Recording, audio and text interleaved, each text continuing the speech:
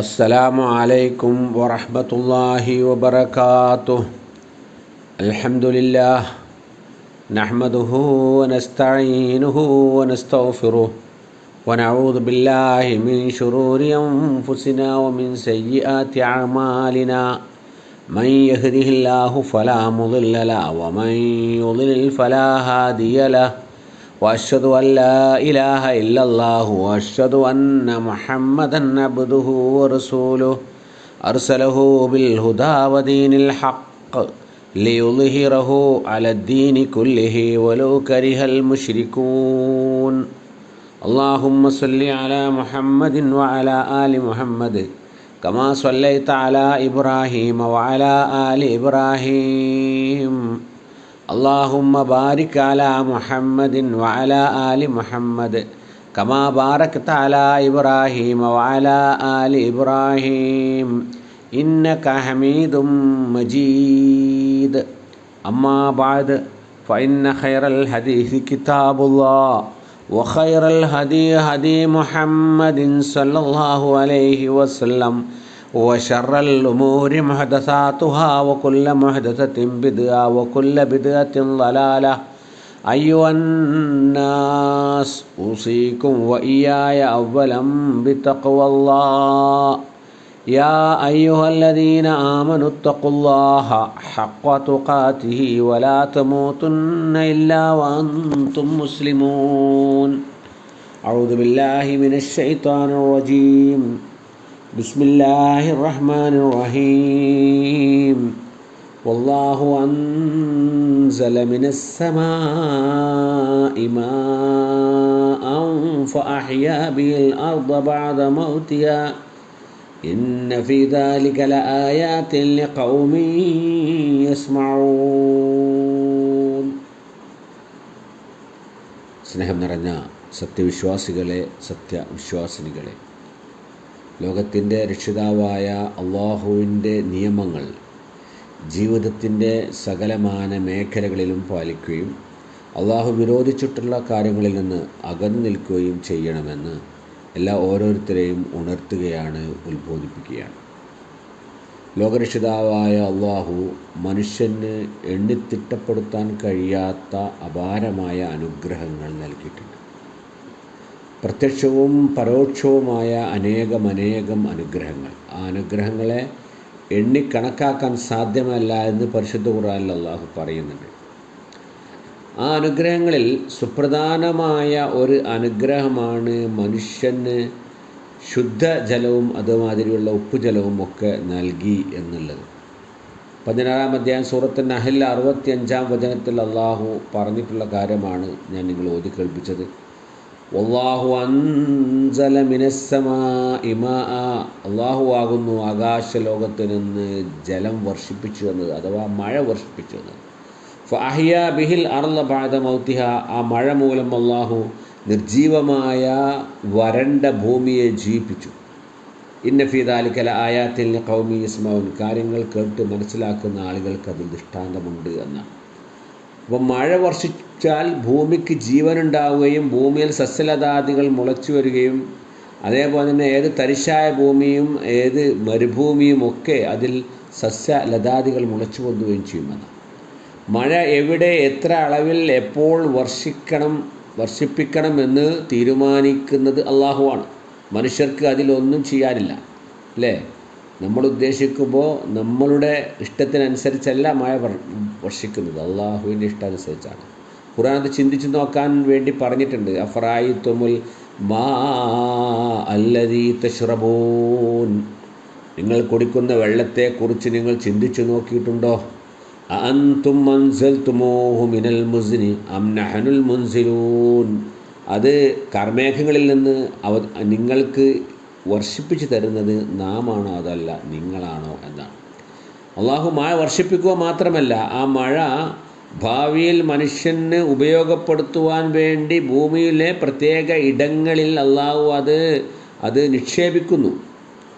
അത് നിക്ഷേപിക്കുന്നത് എന്തിനാണ്? മനുഷ്യർക്ക് ഭാവിയിൽ പിന്നീട് കൃഷ്ണകാലത്തൊക്കെ ഉപയോഗപ്പെടുത്താൻ വേണ്ടിയാണ്. അലം തറ അന്നല്ലാഹ അൻസല മിനസ്സമാഇ മാഅ. നീ ചിന്തിച്ചു നോക്കുന്നില്ലേ, ആകാശലോകത്ത് നിന്ന് മഴ വർഷിപ്പിക്കുന്നവൻ അള്ളാഹുവാണ്.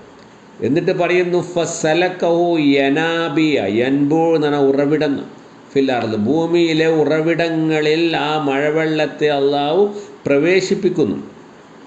സുമ്മ യുഖ്രിജു ബിഹി സർഅൻ, പിന്നെ അതുമൂലം അള്ളാഹു കൃഷി ഉൽപ്പാദിപ്പിക്കുന്നു. മുഖ്തലിഫൻ അൽവാനുഹു, വ്യത്യസ്ത നിറങ്ങളിലും വ്യത്യസ്ത രുചികളുമുള്ളതായ ഫലവിഭവങ്ങൾ എന്നാണ്.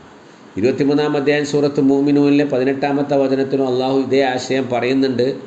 വഅൻസൽനാ മിനസ്സമാഇ മാഅൻ ബിഖദർ, ഒരു നിശ്ചിത കണക്കനുസരിച്ച് ആകാശലോകത്ത് നിന്ന് മഴ വർഷിപ്പിച്ചു തരുന്നത് പടച്ചവനാണ്. ഫാസ്കന്നാഹു ഫിൽ അർള്, സക്കന എന്ന് പറഞ്ഞാൽ ഭൂമിയിൽ താമസിപ്പിച്ചു എന്നാണ്. ഭൂമിയിലേക്ക് അത് താമസിപ്പിച്ചു, അതെങ്കിൽ ഭൂമിയിൽ അത് തങ്ങി നിൽക്കുന്നതാക്കി വെള്ളത്തെ അള്ളാഹു എന്നാണ്.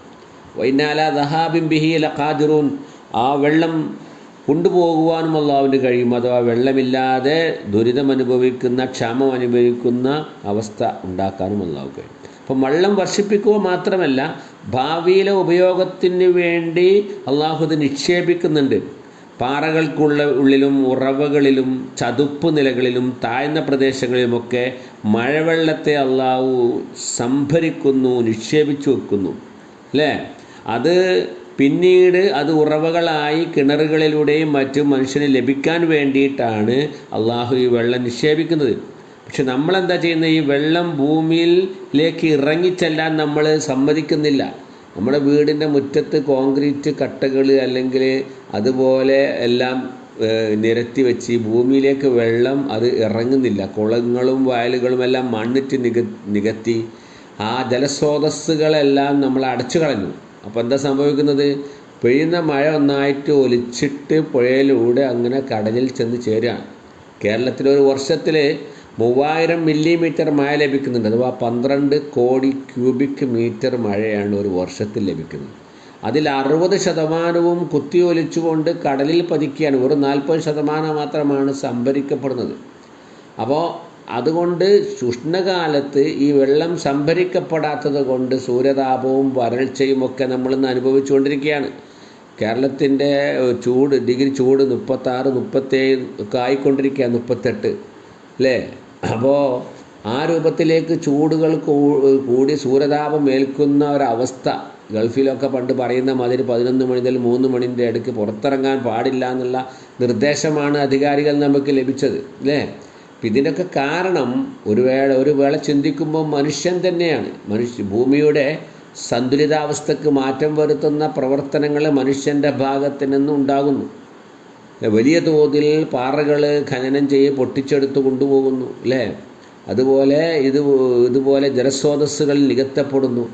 പരിശുദ്ധ ഖുർആനിൽ പറയുന്നുണ്ട്, ലഹറൽ ഫസാദു ഫിൽ ബർരി വൽ ബഹരി ബിമാ കസബത് അയ്ദിൻ നാസ്, ജനങ്ങളുടെ പ്രവർത്തനങ്ങൾ കൊണ്ടാണ് ഭൂമിയിലും കടലിലുമൊക്കെ കുഴപ്പങ്ങൾ ഉണ്ടാകുന്നത്.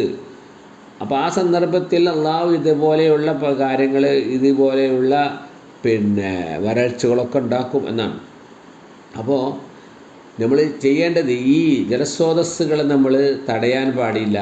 അതിന് നമ്മൾ സുഗമമായി ജലങ്ങൾ സംഭരിക്കാനുള്ള അവസ്ഥ നമ്മൾ ഉണ്ടാക്കണം. ജലത്തിന് വലിയ പ്രാധാന്യമാണ് ഇസ്ലാം നൽകിയിട്ടുള്ളത് എന്നാണ്, അല്ലേ? അള്ളാഹു നമുക്ക് കാലാകാലങ്ങളിൽ മഴ വർഷിപ്പിക്കുകയും ഭൂമിയിൽ അത് നിക്ഷേപിക്കുകയും ചെയ്യുന്നത് അതിൻ്റെ പ്രാധാന്യം, വെള്ളത്തിൻ്റെ പ്രാധാന്യം കണക്കിലെടുത്തുകൊണ്ടാണ്. വെള്ളം അമൂല്യമാണ്. സ്വർണത്തെക്കാളും മറ്റു അമൂല്യ രത്നങ്ങളെക്കാളും വിലയേറിയതാണ് വെള്ളമെന്ന.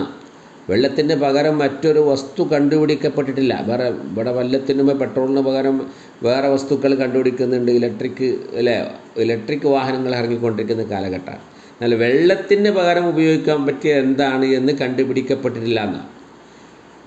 മനുഷ്യൻ്റെ മാത്രമല്ല മറ്റ് ജീവവർഗങ്ങളുടെയും ഭൂമിയിലെ നിലനിൽപ്പിന് ആധാരം വെള്ളമാണെന്നാണ്. വെള്ളമില്ലെങ്കിൽ ഭൂമിയിൽ ജീവന് നിലനിൽപ്പില്ല.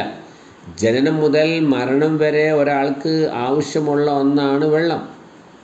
ഒരു കുഞ്ഞ് പിറന്നു വീഴുമ്പോൾ നമ്മൾ അവൻ്റെ നാവിൽ വെള്ളമാണ് തൊട്ട് കൊടുക്കുന്നത്. ഒരാൾ ഈ ലോകത്തോട് വിട പറയുമ്പോൾ നമ്മൾ വെള്ളമാണ് കൊടുക്കുന്നത്. മനുഷ്യൻ്റെ ശരീരത്തിലെ 70% വെള്ളമാണ്. ലോകത്തിൻ്റെ ചരിത്രം പരിശോധിച്ചാൽ ലോകത്ത് മനുഷ്യജീവിതം ആരംഭിച്ചതും മനുഷ്യൻ സമൂഹമായി വളർന്നതും സംസ്കാരങ്ങൾ താഴ്ച വളർന്നതുമെല്ലാം ജലവുമായി വെള്ളവുമായി ബന്ധപ്പെട്ടാണ്. പണ്ട് കാലത്ത് ആളുകൾ താമസിച്ചിരുന്നത് നദീതടങ്ങളിലാണ്, വെള്ളത്തിൻ്റെ പുഴകളുടെ തീരങ്ങളിലാണ്. അല്ലേ? നമ്മൾ പുരാതനമായ സംസ്കാരങ്ങൾ പഠിക്കുമ്പോൾ യൂഫ്രട്ടീസ് ടൈഗ്രീസ് നദീതട സംസ്കാരം, നൈൽ നദീതട സംസ്കാരം, ഇന്ത്യക്കുള്ളിൽ പറയുകയാണെങ്കിൽ സിന്ധു നദീതട സംസ്കാരങ്ങളൊക്കെ അത് നദീതടങ്ങളിലാണ് സംസ്കാരങ്ങൾ ഉളവെടുത്തത്. മക്കയിൽ സംസം ജലം കണ്ടുപിടിച്ചോടുകൂടിയാണ് അവിടെ ജനങ്ങൾ താമസിക്കാൻ തുടങ്ങിയത്. അപ്പം ജലമാണ് മനുഷ്യൻ്റെ നിലനിൽപ്പിൻ്റെ നിദാനമാണ് ജലം, മനുഷ്യൻ്റെ അടിസ്ഥാന ഘടകമാണ് വെള്ളം. ഖുർആൻ തന്നെ അത് പറയുന്നുണ്ട്. 21-ാം അധ്യായം അംബിയായിലെ 30-ാം വചനത്തിൽ വജഅൽനാ മിനൽ മാഇ കുല്ലി ഷൈഇൻ ഹൈ, ജീവനുള്ള എല്ലാ വസ്തുക്കളും ഭൂമിയിൽ നിന്നാണ് നാം ഉണ്ടാക്കിയിട്ടുള്ളത്. അതുകൊണ്ട് തന്നെ ജലം ഉപയോഗിക്കുവാൻ വളരെ കൃത്യമായ നിർദ്ദേശങ്ങൾ ഇസ്ലാം നമുക്ക് നൽകുന്നുണ്ട്. വിലപിടിപ്പുള്ള അമൂല്യമായ വെള്ളം വിനിയോഗിക്കുമ്പോൾ കൃത്യമായ നിർദ്ദേശങ്ങൾ പാലിക്കണമെന്ന് ഇസ്ലാം പറയുന്നു. ഒന്ന്, മിതത്വം പാലിക്കണം. മിതമായിട്ടേ വെള്ളം ഉപയോഗിക്കാവൂ എന്നാണ്. ആരാധനാകർമ്മങ്ങൾക്ക് പോലും വെള്ളം ഉപയോഗിക്കുമ്പോൾ അത് അമിതമായി പോകരുത്. പ്രവാചകൻ്റെ ഉളുവിനെക്കുറിച്ചും പ്രവാചകൻ്റെ കുളിയെക്കുറിച്ചും ബുഖാരിയും മുസ്ലിമും ഒക്കെ റിപ്പോർട്ട് ചെയ്ത ഹദീസിൽ കാണാം, കാനൻ നബിയു യതവല്ലഉ ബിൽ മുദ്, ഒരു മുദ് വെള്ളം കൊണ്ടാണ് പ്രവാചകൻ ഒളു എടുത്തിരുന്നത്. ഒരു മുദ് എന്ന് പറഞ്ഞാൽ ഒരാളുടെ 2 കൈകൾ ചേർത്ത് വെച്ചാൽ അതിൽ കൊള്ളുന്ന വെള്ളമാണ് ഒരു മുദ്. അഥവാ 1/4 ലിറ്റർ വെള്ളം കൊണ്ടാണ് പ്രവാചകൻ ഒളു എടുത്തിരുന്നത്. പ്രവാചകൻ കുളിച്ചിരുന്നത് വയഗ്തസില ബിസ്സായ്, ഒരു സായ് വെള്ളം കൊണ്ടാണ്. ചിലപ്പം അത് ഒരു സായ് വെള്ളം എന്ന് പറഞ്ഞാൽ 4 മുദ്ദാണ്. ചിലപ്പോൾ അത് ഇല്ല ഹംസത്ത് അംദാദ്, ചിലപ്പോൾ 5 മുദ്ദ് വെള്ളത്തിലേക്ക് പോകും. എന്ന് വെച്ചാൽ 1 ലിറ്റർ വെള്ളമാണ് ഒരു സായ് എന്ന് പറയുമ്പോൾ. ചിലപ്പോൾ കുറച്ച് കൂടും.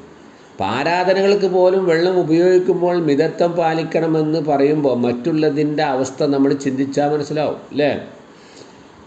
നമ്മളിപ്പോൾ എന്താണ്, നമ്മൾ ഒതു എടുക്കുകയാണെങ്കിൽ പൈപ്പ് വലിയ സ്പീഡിൽ തുറന്നിട്ട് കുറേശ്ശെ വെള്ളം എടുത്ത് കൂട്ടുന്ന കാല് കഴുകി കഴിയുന്നവരെ പൈപ്പ് ഓണാണ്.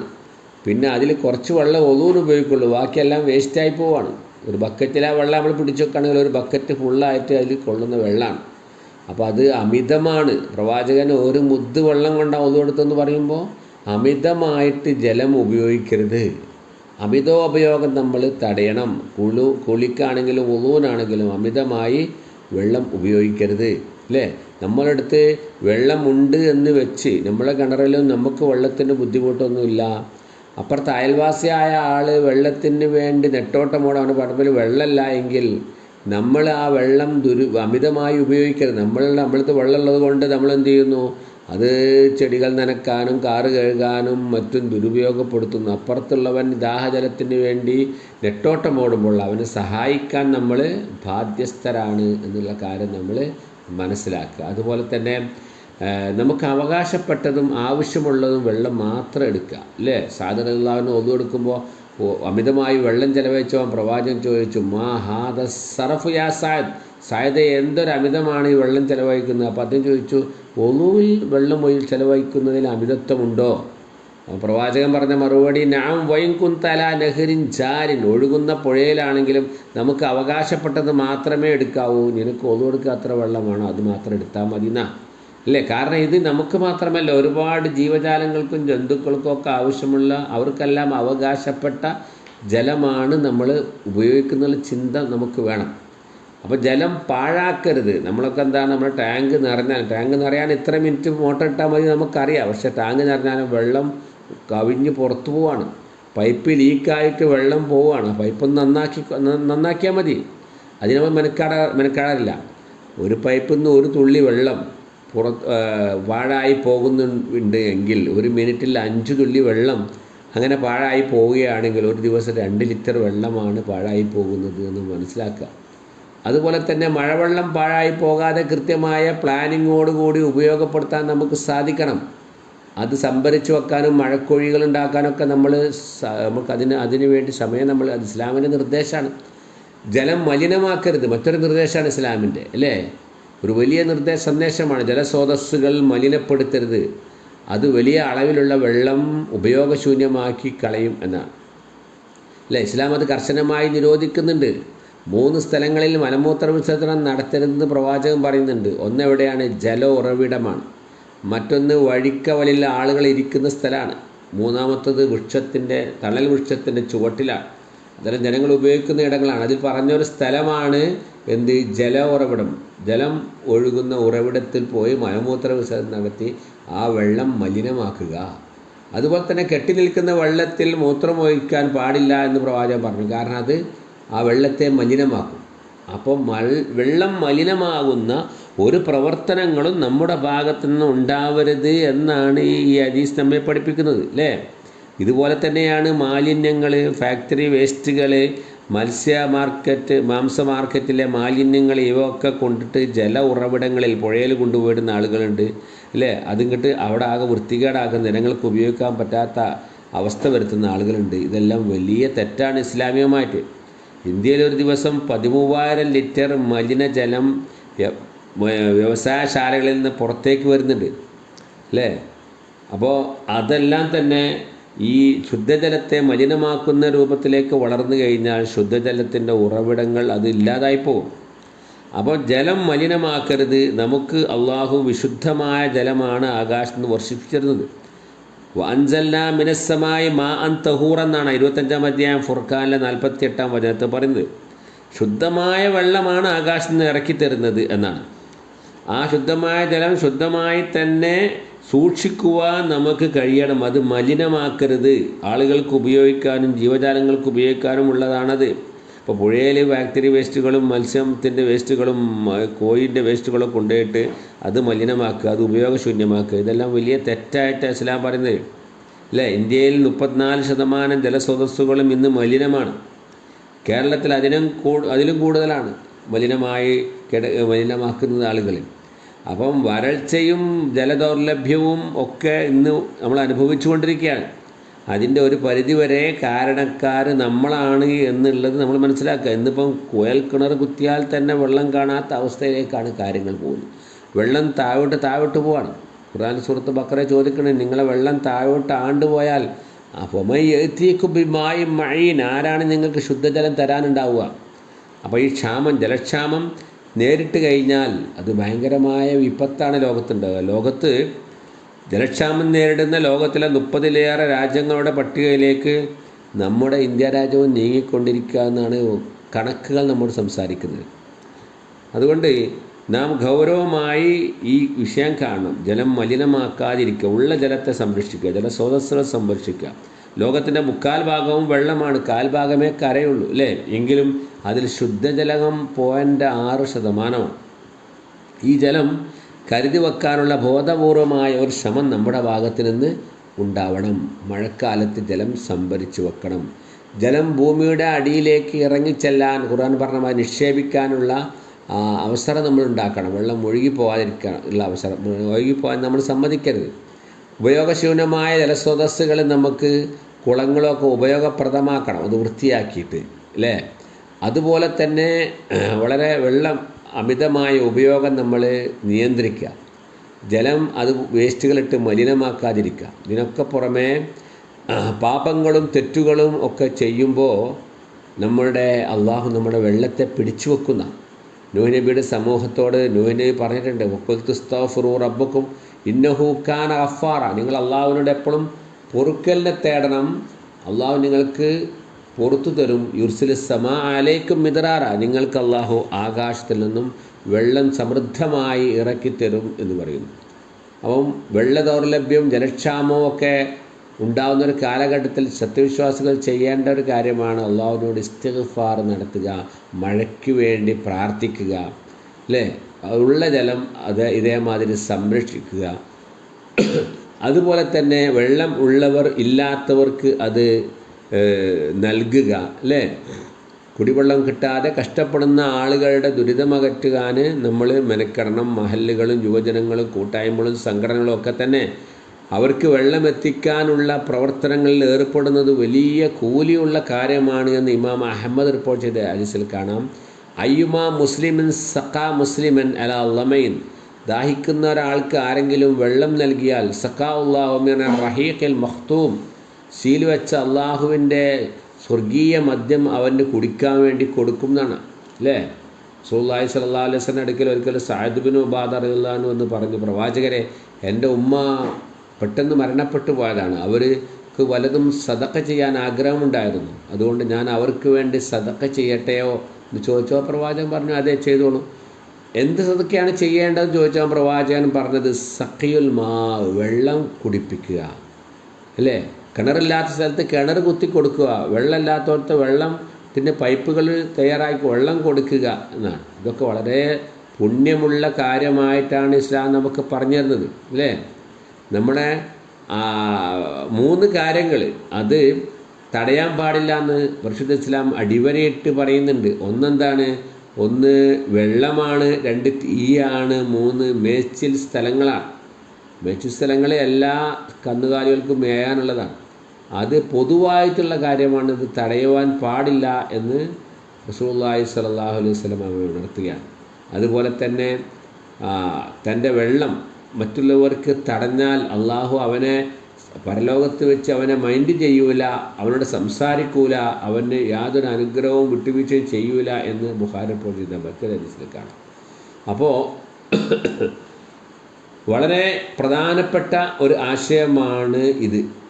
ഈ അല്ലാഹു നൽകിയ ജലം എന്നുള്ള അനുഗ്രഹത്തെ നമ്മൾ അതിൻ്റെ വില കാണുകയും അതിന് വില കൽപ്പിക്കുകയും അത് സംരക്ഷിക്കുകയും അത് പാഴായി പോകാതെ സൂക്ഷിക്കുകയും ചെയ്യുക എന്നുള്ളത് ഓരോ സത്യവിശ്വാസിയുടെയും കടമയാണ്, കടപ്പാടാണ്.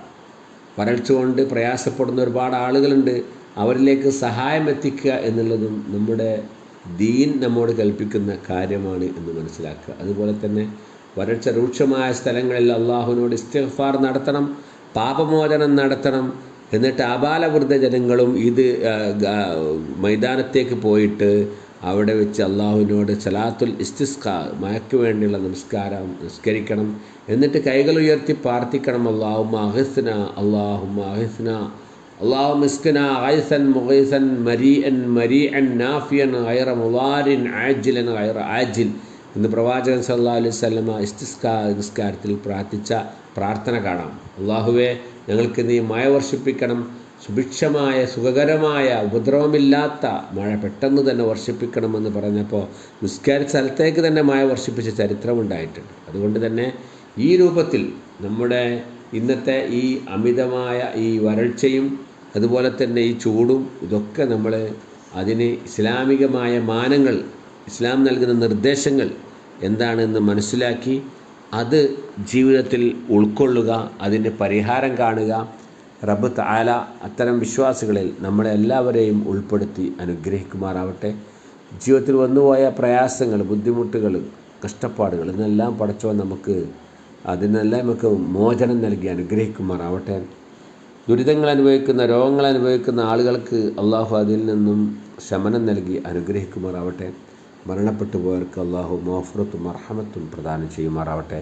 അള്ളാഹു മഗ്ഫിർ ലിൽ മുഅ്മിനീന വൽ മുഅ്മിനാത്ത് വൽ മുസ്ലിമീന വൽ മുസ്ലിമാത്ത് അൽ അഹ്യാഇ മിൻഹും വൽ അംവാത്ത് ഇന്നക മുജീബു ദഅവാതി യാ ഖാദിയൽ ഹാജാത്ത്.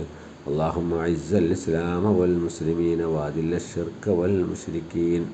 اللهم أجرنا من النار، اللهم أجرنا من النار، اللهم أجرنا من النار. ربنا اغفر لنا ولإخواننا الذين سبقونا بالإيمان ولا تجعل في قلوبنا غلا للذين آمنوا ربنا إنك رؤوف رحيم.